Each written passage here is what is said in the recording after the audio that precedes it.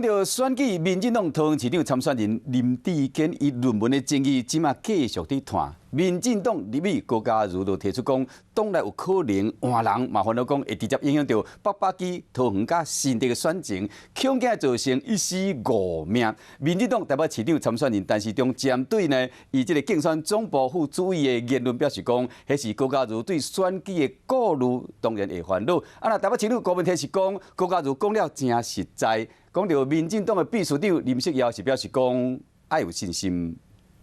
眼神认真，真正听解说，坐伫册条边压笔，做人阁谦卑。写得不好。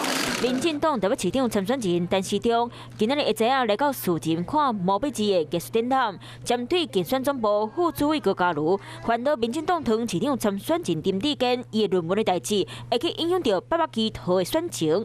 陈时中回应，迄是高嘉瑜家己看法。这高委员他有他自己的一个见解。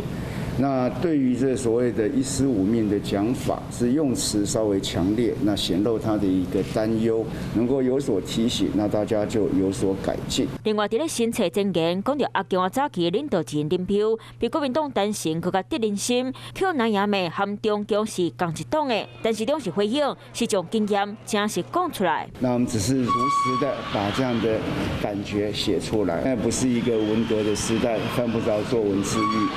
对手蒋万安的竞选团队内底有3位成员担任台湾“一带一路”经贸促进协会理事。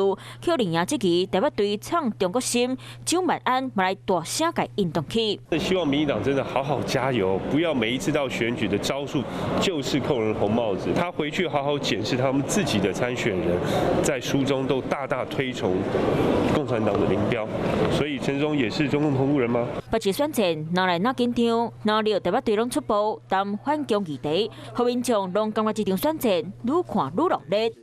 嗨，我是庄宇杰，想要看到更多的新闻内容吗？赶快订阅华视新闻的 YouTube 频道，并且开启小铃铛，跟着宇杰一起看新闻吧。